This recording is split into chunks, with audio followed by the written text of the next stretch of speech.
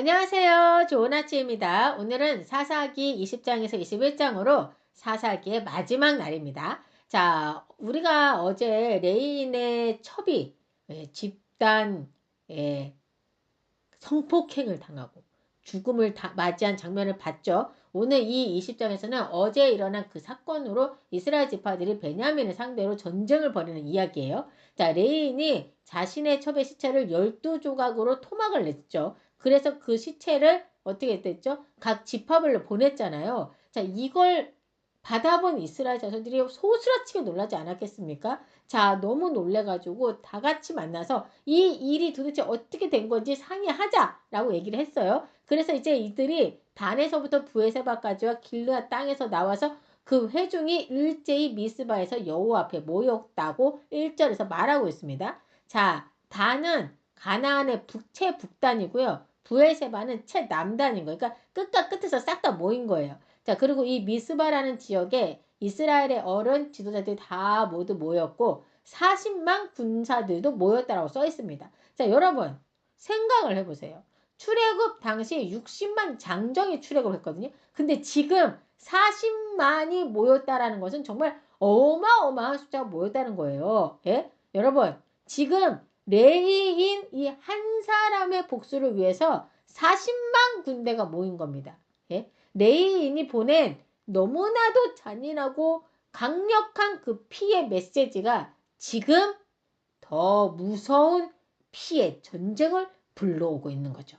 자, 이스라엘 지도자들은 도대체 이 일이 어찌 됨이냐라고 묻습니다. 그러자 레인이 설명을 이제 하는데요. 4절 이하가 그 내용이에요. 한마디로 내가 내 첩과 그 베냐민 지파에 속한 기브아에 갔는데 기브아에 있는 사람들이 나를 죽이려 하다가 나는 죽이지 못하고 내 첩을 욕보이고 죽였다. 그래서 내가 내 첩의 비참한 죽임을 알리고 기부와 사람들의 음행과 망령된 일을 알리려고 이 일을 한 것이다 라고 말을 합니다.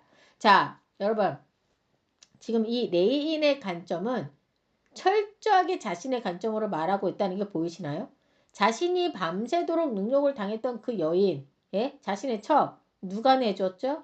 자기가 내줬잖아요. 예? 강제로 잡아서 밖으로 쫓아버렸잖아요. 자, 그리고 노심초사 기다린 것도 아니야. 쿨쿨 잠을 자고 방치해 놓은 것을 그런 내용은 쏙 빼버립니다. 쏙 빼버리고 그리고 자신이 입은 피해와 희생만 강조해서 말하고 있는 거죠. 이것이야말로 왜곡이며 날조 아니겠습니까? 근데 여러분 이스라엘 지파의 지도자들이 이 레이인 한 사람 말에 다 말려버립니다. 예? 8절에 보시면 모든 백성이 일제히 일어났다라고 적혀 있죠. 저 기브아의 베냐민 지파를 멸하기 전에는 한 사람도 장막에 들지 말고 자기 집으로 가지 말자라고 결의를 합니다. 자, 10절에 모든 지파가 이 전쟁을 위해 10분의 1씩 양식을 거두자고 제안을 하고 11절에 이와 같이 이스라엘 모든 사람이 하나같이 합심하여 그 성읍을 치려고 모였더라 라고 적혀 있어요. 자, 그리고 베냐민 지파에게 너희가 이렇게 하면 어찌 됨이냐 라면서 그 범죄자들을 넘겨달라고 요구하는데요. 어머머머 이 베냐민 지파가 이걸 거절합니다. 아니 옹호할 만한 사람들을 옹호해야지. 이게 말이 됩니까? 오히려 베냐민 지파는 다른 지파들과 싸우기 위해 전쟁을 준비하는 모습까지 보이는 거예요. 아니 뭘 잘했다고 싸워? 자, 그들은 기브아에서 2만 6천 명의 칼을 든 자와 700명의 왼손잡이 물매꾼을 모읍니다. 자, 이거는 다윗이 골리앗을 죽였던 그 공격용 물매, 그러니까 사람을 죽일 수 있는 살상용 물매를 말하는 거거든요. 자, 베냐민 지파는 기브아 사람들이 저지른 악행을 감싸고 전쟁을 선택한 겁니다. 자, 이들은 자신들의 제약을 인정하기보다는 이를 방어하기 위해 싸우고자 하는 거예요. 사사기 1장을 보면 하나님께서는 가나안 족속을 몰아내라고 명령하셨지만 베냐민 지파는 이를 따르지 않았죠. 처음에는 사소해 보였던 이 불순종이 점점 더 큰 죄악으로 이어지는 걸 우리가 지금 보고 있는 겁니다. 자, 베냐민 지파는 결국 자신들의 그 죄악을 직면하기보다는 감추고 합리화하는 길을 택한 거죠. 자, 기브아의 죄를 지적받자 회개하기보다는 오히려 전쟁을 선택한 거죠. 자, 어쩌면 이 모습이 우리들의 모습이지 않을까 하는 생각도 사실은 들었어요. 왜냐하면 사람들은 자신의 잘못을 지적받을 때 어떻게 하죠? 변명하거나 분노하는 경우가 더 많다라는 거예요. 자신을 합리화하고 나를 몰아세우는 그 상황을 견디지 못하고 맞대응하고 내가 잘못한 게 아니라는 것을 알리기 위해 방어하는 모습이 사실 많잖아요. 자, 그러나 죄를 인정하고 회개하는 것이야말로 하나님 앞에서 바른 태도가 아닐까. 그렇죠? 이 베냐민 지파가 지금 딱 이렇게 하고 있는 거예요. 자, 드디어 전쟁이 시작되었습니다. 그런데요, 말도 안 되는 일이 생겼어요. 이스라엘의 40만 군대를 이끌고 왔잖아요. 베냐민은 꼴랑 2만 6천 명이에요. 자, 근데요, 베냐민이 이깁니다. 예? 이에 이스라엘은 통곡을 하면서 다시 하나님께 묻고 다시 전쟁을 합니다. 예? 근데요, 또 지고 맙니다. 이에 이들이 제대로 회개를 하는 모습이 나오더라고요. 26절에 이에 온 이스라엘 자손 모든 백성이 올라가 베델에 이르러 울며 거기서 여호와 앞에 앉아서 그 날이 저물도록 금식하고 번제와 화목제를 여호와 앞에 드리고 이스라엘 자손이 여호와께 물으니라. 그때에는 하나님의 언약궤가 거기 있고 아론의 손자인 엘르아살의 아들 비느하스가 그 앞에 모시고 섰더라 라고 적혀 있습니다. 자, 그러자 하나님께서는 이번에는 승리를 약속해 주시고 이스라엘은 복병을 설치하는 전략을 세웁니다. 자, 그들은 베냐민 사람들을 성읍에서 유인해 낸 후에 복병이 성읍을 점령하고 불을 지르게 하는데요. 이 전략으로 여러분 베냐민 지파는 완전 대패. 예? 그래서 약 2만 5천 한 명이 전사를 했다라고 써 있어요. 자, 이스라엘 사람들은 베냐민의 성읍을 완전히 불태우고 가축과 사람들을 막 칼로 쳐서 죽이는데요. 여기서 몇 명이 살아남지 아십니까? 오직 600명의 베냐민 사람들만이 도망쳐서 람몬 바위에서 4개월을 지냈다라고 써 있어요. 자, 이제 이렇게 세 차례의 전쟁으로 이스라엘의 11지파에서는 4만 명의 사람이 죽게 되고 베냐민은 거의 종족이 멸할 위기에 처하게 됩니다. 자, 하나님께서 비록 이스라엘 다른 지파들이 승리를 하게 하셨지만 왜 이렇게 막대한 피해를 당하도록 하셨을까? 올라가라고 하셨는데 왜 지게 하신 걸까 하는 생각이 들지 않습니까?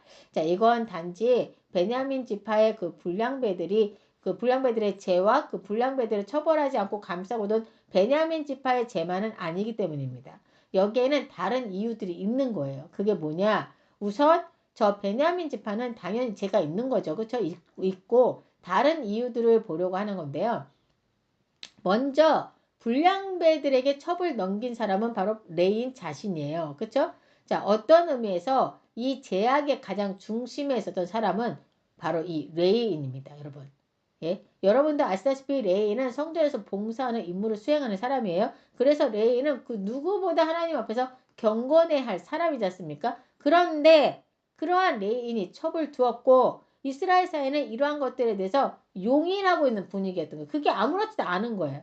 이 말인즉슨 이스라엘이 이미 타락했음을 보여주고 있는 건데요. 이처럼 이스라엘 전체의 타락이 한 여인을 죽음에 이르게 한 원인이 되었고 그래서 하나님은 불량배와 그 불량배가 속한 베냐민을 징계하시지만 다른 이스라엘 모든 지파에 대해서도 하나님은 징계를 하신 거라는 거죠. 자, 한 사람으로 인해서 여러분 한 민족이 멸절되는 이런 일도 생깁니다. 예? 레인 한 사람 때문에 이런 말도 안 되는 일이 생긴 거예요. 예? 이게 다 이 레인이 자신의 행동은 반성하지 않고 자기에게 이같이 한 저 베냐민 사람에 대한 안갚음으로 시작된 거 아닙니까? 자, 근데 이 일이 이렇게 쉽게 휘말리는 저 큰 공동체를 보십시오. 예? 한 사람의 말에 완전히 휘둘렸잖아요. 레인의 첩이 죽은 일로 전 12개 지파가 다 모여서 싸우는 일이 발생하다니. 예? 그것도 40만 대군을 이끌고 올 일인가요, 이게? 그리고 베냐민도 이스라엘 지파들이 요청한 대로 그 불량배들을 넘겨줬으면 끝나는 일이었어요. 걔네들 넘겨줘도 되는 애들이에요. 예? 아니, 어떻게 하려고, 지금 완전 미친 짓을 했죠, 얘네들이. 그쵸? 근데 자기 지파를 감싸고 도는 것도 이치에 맞게 해야지. 이것 때문에 베냐민 지파가 완전 멸절될 위기에 처했지 않습니까? 자, 21장에서는 이스라엘 사람들이 미스바에서 베냐민 사람들에게 자신들의 딸을 주지 않겠다고 맹세했었고, 이로 인해 베냐민 지파가 이스라엘 지파에서 없어지게 될 상황에 처해 있는 거예요. 그러니까 자, 보세요. 이제 베냐민 지파가 다 죽었잖아요. 그 단 몇 명만 살았다? 600명만 사는 거예요. 근데 이제 이들이 보니까, 어, 이제 자기네 형제잖아, 형제. 12지파의 형제 중에서 한 지파가 사라지게 된 거잖아요. 왜냐면 이 베냐민 지파한테는 자신들 딸을 주질 않겠다고 했어. 그러면 이 600명 남자들이 결혼을 못 하잖아. 그럼 자식을 못 낳잖아. 우리 이스라엘 중에서 결혼을 해야 되는데. 그러면 어떻게 돼? 베냐민 지파가 이스라엘 집에서 없어지게 될 상황이 되는 거잖아요. 그러니까 얘네들이 정신 차리고 보니까 이렇게 이 상황인 거야. 그러니까 이건 아니라고 생각을 했나 보죠. 자, 그런데 자신들이 이미 맹세를 했잖아요. 맹세를 했기 때문에 도대체 이걸 어떻게 해야 될까 싶은 거죠. 자, 그러자 이스라엘 사람들은 미스바 회의에 참석하지 않았던, 그러니까 이 미스바에게 다 모여서 막 이렇게 논의를 하기로 했었잖아요. 근데 이때 야베스의 길르앗이 참석을 안 했던 거예요. 그러니까 지금 얘네가 베냐민 애들한테도 여자를 줘야 되는데 여자는 자기네는 못 준다고 서약을 해버렸지. 그 일을 어떡하나 고민하는데 가만 보니까 야베스에 있는 길랄 애들이 안 왔어. 여기 모임에. 그러니까 걔네를 공격을 한 거야. 걔네를 공격해서 그곳의 처녀들을 베냐민 사람들 아내로 삼게 한 거예요. 예? 자, 이 베냐민 남자들에게 여자가 있어야 자식을 낳고 후손을 이어져야 하잖아요. 그래서 또 이같이 이런 짓을 저지른 거죠. 그러니까 야베스 길랏을 공격해서 다 죽여요. 다 죽이고 여자들, 처녀들만 이게 살려가지고 아내로 준 겁니다. 그러니까 길랏 야베스 여기 이렇게 야베스 길랏도요 이스라엘 동족이에요. 예? 자, 21장 10절부터 볼까요? 회중이 큰 용사 12,000명을 그리로 보내며 그들에게 명령하여 이르되 가서 야베스 길랏 주민과 부녀와 어린아이를 칼날로 치라. 너희가 행할 일은 모든 남자 및 남자와 잔 여자를 진멸하여 발칠 것이니라 하였더라. 그들이 야베스 길랏 주민 중에서 젊은 처녀 400명을 얻었으니 이는 아직 남자와 동침한 일이 없어 남자를 알지 못하는 자라. 여러분 대박 아닙니까? 아니 도대체 어떻게 이걸 대안이라고 내놓습니까? 예? 자, 지금 이들은 베냐민 지파의 생존을 도모하면서 또 다른 잔혹 행동을 저지르고 있는 거예요. 예? 이 길르앗 야베스가 어딘지 아세요? 요단 동편 므낫세 지파 사람들이거든요. 자, 이들이 이 미스바 회의에 참석하지 않았다라는 이유로, 예? 그 이유로 이들을 공격하기로 한 거고, 자기네가 몰살시킨 베냐민 지파가 12지파 중에서 없어지게 되는 것을 보고 이번에는 요단 동편에 있는 자기 형제인 지파를 또다시 몰살시키는 그런 만행을 저지른 겁니다. 와, 진짜 이스라엘은 정말 정의를 실현하려는 의도로 시작했지만 그 과정은 다른 집단을 희생시키며 불의를 행하는 모습인데 이게 과연 하나님이 원하시는 방법이겠습니까, 여러분? 예? 딱 봐도 아니잖아요. 이거 완전 아니잖아요. 그러니까 지금 이스라엘이 하나님의 뜻을 온전히 따르지 않고 자신들의 방식대로 문제를 해결하려고 하다 보니까 더 큰 혼란에 빠지게 되는 거죠. 그죠? 그런데다가 이렇게 했는데도 여자가 모자라잖아. 남자는 600인데 여자가 400이잖아. 그러니까 이스라엘 장로들은 베냐민 사람들에게 뭐라고 얘기하냐면 실로의 축제 때 처녀들을 납치해서 아내로 삼으라고 조언을 합니다. 이걸 지금 조언이라고 하는 거야, 지금.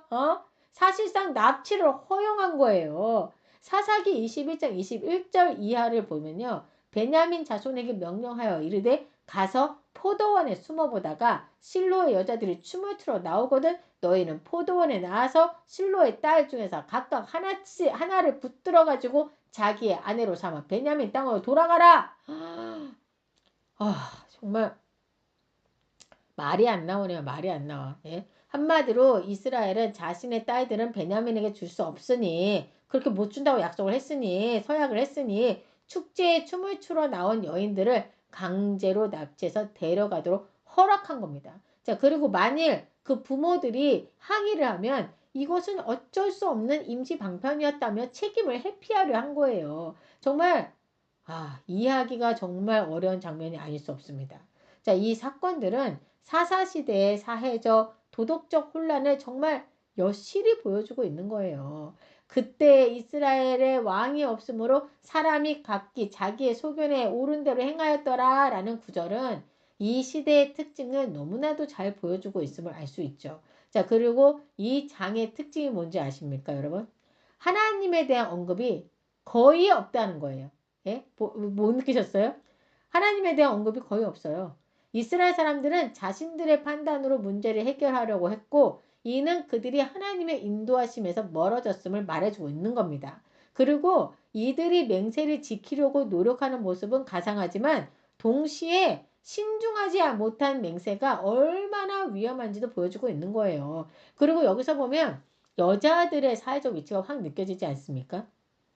동성강간을 하려고 하자 그 집주인 노인도 자기 처녀딸과 첩을 주겠다고 하질 않나. 길앗 사람들을 죽이고 여자들을 다 납치해서 주질 않나. 여성들은 정말 보호받아야 할 존재가 아니라 문제를 해결하기 위한 수단처럼 사용되던 시기였던 것 같아요. 자, 이것은 한 시대에 완전히 무너진 그런 모습을 보여주는 장면이 아닐까라는 생각이 좀 들더라고요. 자, 오늘 우리는 이 말씀을 통해서 하나님이 함께하지 않을 때 인간이 어디까지 무너질 수 있는지를 보게 되는데요. 그리고 어쩌면 그 모습은 과거의 이야기가 아니라 지금의 우리의 모습일 수도 있는 겁니다. 오늘 우리는 하나님이 함께하지 않을 때 우리의 모습이 어떤지를 지금 이들의 모습을 통해서 대신 보고 있다는 생각이 들더라고요. 우리 모두 하나님을 잘 믿고, 그렇죠? 하나님과 올바른 깊은 관계를 잘 가져가시는 여러분들이 되시길 또다시 기도합니다. 자, 다 같이 기도할게요. 하나님, 오늘은 베냐민 지파와 이스라엘 간의 전쟁을 보았습니다. 베냐민 지파의 잘못으로 시작된 전쟁이었는데 사실은 이스라엘 전체에 만연하게 퍼져 있고 본인들조차 의식하지 못하고 있는 죄에 대한 하나님의 징계에 대한 심판의 모습이 아니었다 싶습니다.